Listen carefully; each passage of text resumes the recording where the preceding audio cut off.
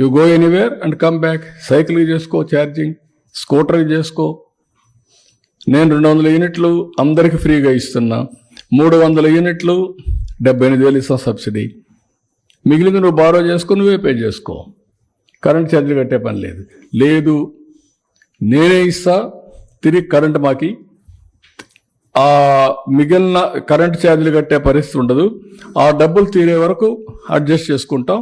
తర్వాత మీకే ఇస్తాం asset. Then you can generate power for monetization. డబ్బుల కోసం నువ్వు అమ్ముకోవచ్చు. సర్ప్లస్ పవర్ని ₹2.5 మేము ఇస్తాం ఇప్పుడు కొని. So I'm providing opportunities. ఇవన్నీ ఆపర్చునిటీస్ అందిపుచ్చుకునే బాధ్యత ఎవరిది? స్టేక్ హోల్డర్స్ది, ప్రజలది. వాళ్ళని మోటివేట్ చేసే బాధ్యత ఎమ్మెల్యేలది, ఎంపీలది, మీడియాది. మీరేంటంటే నెగిటివ్ వార్తలు రాయడమే మీకు అలవాటు అయిపోయింది. పాజిటివ్ వార్త అంటే దానికి మసాలా లేదు, ఎవడు చూడడు, టేకర్స్ లేరు. సిబిఎన్ని ఏదో తిడితే సీఎం అని తిట్టాడు గొప్పోడు అని మీరు పెద్ద వార్త దానికి. That is the problem. అలవాటైపోయిన ప్రాణాలు కొన్ని ఉన్నాయి, ఇంకా ఎక్కడికక్కడ. నాకు కూడా కొన్ని సవాళ్ళు ఉన్నాయి, అన్ని సవాళ్ళు ఎదుర్కొంటున్నాను ఇప్పుడు. అందుకే మీకు ఒకసారి చూస్తే పెన్షన్ నేను ఏ ఎక్స్టెంట్కి పోయాను. సెల్ ఫోన్లో ఆటోమేటిక్గా పోతే ఎక్కడ డిస్ట్రిబ్యూట్ చేశాడో ఇండివిజువల్ పెన్షన్ని మానిటర్ చేస్తున్నా. రెండోది, నువ్వు 300 అడుగులు దూరంగా కనిస్తే అది నీకు కట్ అయిపోతుంది, అది కూడా పెడుతున్న సిస్టమ్. భారతదేశంలో ఉండే Indian families are the best in the world. ఆ ఫ్యామిలీ సెక్యూరిటీ ఇస్తాయి. ఫ్యామిలీకి సెక్యూరిటీ. ఇప్పుడు మీరున్నారు, మీకు ఆరోగ్యం బాగాలేదు, లేకుంటే ఏదో జ్వరం వస్తుంది, ఇంటికి పోతానే మీ భార్య మీ పిల్లలు అక్కడి నుంచి వాళ్ళు చూసుకుంటారు. ఇంకా అది వేరే కల్చర్లో లేదు. ఎలక్షన్స్ లో కూడా మీరు నేను తిరుపతిలో ఒక మాట, 2 పిల్లలు ఉంటేనే ఖచ్చితంగా. అవును, అది పెడుతున్నా, తీసుకొస్తాం. అప్పుడు తీసుకొచ్చాం కదా, మళ్ళా తీసుకొస్తాను. ఆ రోజు ఆ చట్టం రిలవెంట్, ఇప్పుడు ఈ చట్టం రిలవెంట్. ఇప్పుడు ఏది చూసినా family, big family is the నామ్. Family as a unit, empowerment is the reality. I want do everything. లేదు, పిల్లలు లేకపోతే పోటీ లేదు. మీరు పిల్లల కన్నా ఏమన్నా బయట పోయినా పర్వాలేదు, మీరు ఎలిజిబుల్. సమాజానికి వదిలిపెట్టాలి మీరు.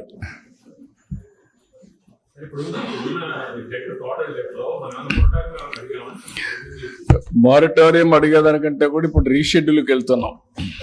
ఆల్ లోన్స్ అన్నీ రీషెడ్యూల్ చేసి ఎట్లా చేయాలనేది మొత్తం చేస్తే నాకు రీఫైనాన్సింగ్ చేస్తున్నా ముందుగా. సార్ రీఫైనాన్సింగ్ చేసుకుంటే నాకు కొంత ఇంట్రెస్ట్ తగ్గుతుంది, కొంత ఫ్లెక్సిబిలిటీ వస్తుంది. సార్, ఈ పిల్లలు లేని దానికి అంటే ఎలక్షన్లో పోటీ విషయంలో కట్ ఆఫ్ డేట్ ఏదైనా పెడతారా సార్? ఇప్పటి నుంచే ప్రాస్పెక్టివ్ పెట్టాలి, రెట్రాస్పెక్టివ్ కాదు. ఇప్పటి నుంచి పెట్టాలి. అది మళ్ళీ టెక్నికల్గా ఇబ్బంది లేకుండా కూడా అదే చూద్దాం, వర్కౌట్ చేద్దాం. సార్, ఇంకో చిన్న విషయం, మీరు పరిపాలన విషయంలో ఎప్పుడూ కూడా మీరు అనుకున్న లక్ష్యాన్ని సాధించారు.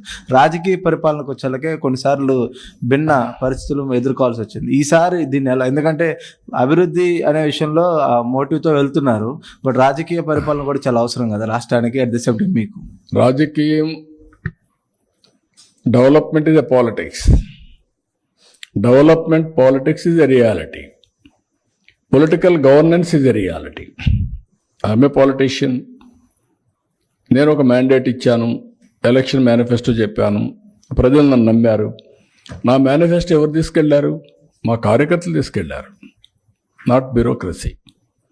కార్యకర్తలు ఇంటింటికి వెళ్ళి మా పార్టీ వస్తే మీకు ఈ పనులు అవుతాయి, సూపర్ 6 వస్తుంది, మీకు ఈ పనులు అవుతాయి, మీ ఊరికి రోడ్డు వస్తుంది, మీ ఊరికి ఇంకోటి వస్తుంది, మీ పిల్లలకు ఉద్యోగాలు వస్తాయని చెప్పారు. వాళ్ళు నమ్మారు. ఎవరు నమ్మారు? పార్టీ వాళ్ళు నమ్మారు. ఆ నమ్మి మాకు ఓటేశారు. తిరిగి ఈరోజు మేము పనులు చేస్తున్నాం. చేసినప్పుడు పార్టీ కార్యకర్తలు అన్నప్పుడు it is a political governance అన్నాను, దానికి కట్టుబడి ఉంటాం. పొలిటికల్ విక్టిమైజేషన్కి వెళ్ళడం కానీ పొలిటికల్ గవర్నెన్స్ కట్టుబడి ఉంటాం. రెండోది, తప్పులు చేసిన వాళ్ళని వదిలిపెట్టాం. No victimization. తప్పులు చేస్తే మాత్రం వదిలిపెట్టాం. I'm very clear. మొన్న చూశారు మీరు, సోషల్ మీడియాలో విచ్చలవిడిగా విర్రవిగిపోయారు. కంట్రోల్ చేశాం. గంజాయి, డ్రగ్స్ వీఆర్ కంట్రోల్ చేస్తాం. Liquor will control. ఏదైనా సరే అవతల వాళ్ళు చేసిన తప్పులన్నీ కంట్రోల్ చేసి లా అండ్ ఆర్డర్ మెయింటైన్ చేసి మళ్ళీ కావాలని చేస్తే మాత్రం ఎవ్వరిని వదిలిపెట్టాం. తెలుగుదేశం పార్టీకి ఒక సాలిడ్ చరిత్ర కూడా ఉంది. ముఠా కక్షలు, మత కలహాలు, లేకపోతే తీవ్రవాదం, రౌడీయిజం అన్నీ అణిచివేశాం. ఇప్పుడు నెక్స్ట్ లెవెల్కి వెళ్తున్నాం. డ్రోన్, సీసీటీవీ కెమెరాస్ పెట్టి కంట్రోల్ చేస్తాం. తారీఖున చూసాం, జిల్లాలో ఉన్న తిరుపతి, చిత్తూరు జిల్లా ఎస్పీలతో సహా ప్రతి ఒక్కరూ కూడా చంద్రబాబు నాయుడు చుట్టూ తిరుగుతూ భజన చేస్తూ ఈ రోజు ప్రజల్ని గాలికి వదిలేశారు. కాబట్టి నిన్న ఇంత పెద్ద సంఘటన జరిగింది. ఎంత దురదృష్టకరం అంటే ఇదేదో సడన్ గా ఈ రోజు ప్రోగ్రాం పెట్టారు, మాకు తెలియకపోవడం వల్ల ఇలా జరిగిందని చెప్పడానికి లేదు. ఎవ్రీ ఇయర్ వైకుంఠ ఏకాదశి లక్షలాది మంది భక్తులు రావటం మనం కళ్ళారా చూస్తున్నాం. గత ప్రభుత్వం మీరు చూశారు, భక్తులకి ఏ విధంగా సౌకర్యాల్ని అందించడంలో, వాళ్ళకి సేఫ్టీని క్రియేట్ చేయటంలో, వాళ్ళకు వచ్చిన వాళ్ళకి పిల్లలకి పాలు ఇవ్వటం కానీ, పెద్దవాళ్ళకి వృద్ధులకి షెల్టర్స్ ఇవ్వటం కానీ, ఆడవాళ్ళకి కుటుంబ సభ్యులకి భోజనాలు ఏర్పాటు చేయడం మనం కళ్ళారా చూసాం. కానీ నిన్న ఫుల్ డే జనాలు ఎండల్లో రోడ్ల మీద పార్కుల దగ్గర కూర్చొని ఉంటే మంచినీళ్ళు ఇచ్చేవాళ్ళు లేడు, చిన్నపిల్లలకి పాలు ఇచ్చేవాళ్ళు లేరు, ముసలోళ్ళకి షెల్టర్స్ లేదు, భోజనాలు లేదు. అంటే ఎంత నిర్లక్ష్యం ప్రజలంటే, భక్తులంటే అనేది ఇక్కడ మనం గమనించాలి. నిన్న జరిగింది ఏదో ప్రమాదశాత్తు జరిగింది కాదు, ఇది ప్రభుత్వం చేసిన హత్యలు.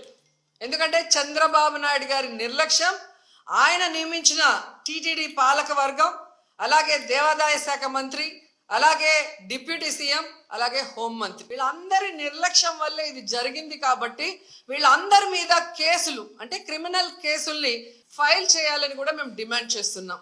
ఎందుకంటే మొన్నే మనం చూసాం, తెలంగాణలో ఒక సినిమా ఫ్యాన్ షోకి అల్లు అర్జున్ గారు వస్తే ఆయనకి సంబంధం లేకుండా తోపులాట జరిగినప్పుడు అక్కడ ఒక మహిళ చనిపోతే అల్లు అర్జున్ గారి మీద 105 BNS పెట్టడం జరిగింది. మరి అలాంటప్పుడు ఇక్కడ ప్రతి సంవత్సరం లక్షలాది మంది వస్తారని తెలిసి వాళ్ళకి సేఫ్టీ కల్పించి, వాళ్ళకి అన్ని సౌకర్యాలు అందించి, వాళ్ళకి టికెట్లు ఇవ్వడానికి క్యూలో ఏర్పాట్లు చేయాల్సిన బాధ్యత ఉన్న చంద్రబాబు నాయుడు గారి నుంచి, టీటీడీ చైర్మన్, పాలక మండలి నుంచి కింద స్థాయి ఎస్పీ వరకు మరి అందరూ బాధ్యత వహించాలి కదా.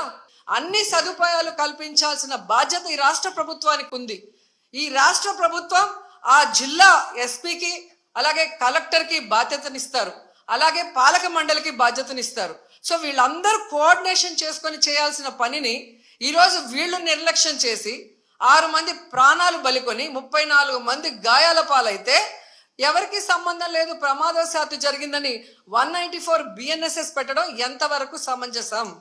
దేవుడి మీద భక్తుంటే, భక్తుల మీద ప్రేమ అభిమానం ఉంటే ఈరోజు 6 మంది ఎవరి వల్ల అయితే చనిపోయారో ఈ ప్రభుత్వాన్ని నిలదీయండి. ఈ ప్రభుత్వంలో ఎవరెవరు ఈ చావుకు కారణమయ్యారో వాళ్ళందరి మీద మోడీ గారికి చెప్పి క్రిమినల్ కేసులు పట్టించండి. అంతేగాని ఈరోజు మీరు పూసుకొని మీరు చేస్తే మాత్రం అది కరెక్టు, వేరే వాళ్ళు చేస్తే తప్పు అన్నట్టుగా దొంగ మాటలు చెప్తూ ఎవరి మీద దుమ్మెత్తి పోయాలనుకుంటే ప్రజలు అన్నీ గమనిస్తున్నారు. ప్రెస్ మీట్ పెట్టి ఎవరి మీద దుమ్మెత్తి పోద్దామా, ఎవరిని మాట్లాడదామా అనుకుంటున్నారే తప్ప, వీళ్ళు వచ్చిన తర్వాత ఈ రాష్ట్రంలో law and order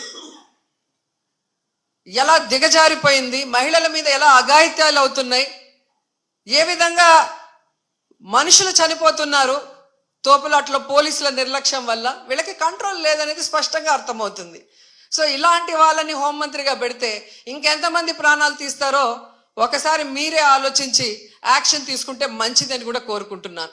and Chandrababu Naidu ఆయన లెగ్గు మహత్యం ఏంటో కానీ ఆయన ఎప్పుడు అధికారంలోకి వస్తే అప్పుడు ఈ రాష్ట్రంలో మనం ఎన్నో చావులు చూడాల్సి వస్తుంది. గతంలో గోదావరి పుష్కరాలు ఈయన పబ్లిసిటీ పిచ్చి వల్ల ఇలాగే గేట్లు తెరిచి జనాలు తోసుకొని ఒకరి మీద ఒకరు పడి 29 మంది చనిపోయారు. మొన్న ముఖ్యమంత్రి అయిన వెంటనే ఈయన నిర్లక్ష్యం వల్ల, ఈయన వైఫల్యం వల్ల దాదాపుగా విజయవాడ వరదల్లో 60 మందికి పైగా చనిపోయారు. మళ్ళీ ఈరోజు చిత్తూరు జిల్లా కుప్పంలో ఉండగానే 6, 7, 8 ఉండి పోలీసులందరినీ తిప్పుకొని ప్రజల్ని గాలికి వదిలేశారు. మానిటరింగ్ లేదు. ఎన్ని లక్షల మంది వస్తున్నారు, వీళ్ళకి ఏం సదుపాయాలు చేశారు, వీళ్ళకి ఎలా టోకన్స్ ఇస్తున్నారు, ఎక్కడ క్యూ లైన్స్ ఇచ్చారు అనేది ముఖ్యమంత్రి పట్టించుకోడు, చైర్మన్ పట్టించుకోడు, ఎస్పీ, కలెక్టరు, అలాగే ఎండోమెంట్ మినిస్టర్ ఎవరు పట్టించుకోరు. బాగా జరిగితేమో మా గొప్పతనం 30 years ఇండస్ట్రీ, 40 years ఇండస్ట్రీ అని గొప్పలు చెప్పుకుంటారు. లేదు అంటే గత ప్రభుత్వ వైఫల్యం లేదా అఫీషియల్స్ వైఫల్యం అని ఎప్పుడు ఎవరో ఒకరి మీద దుమ్మెత్తి తప్పించుకోవాలన్న ప్రయత్నం చేస్తున్నారు.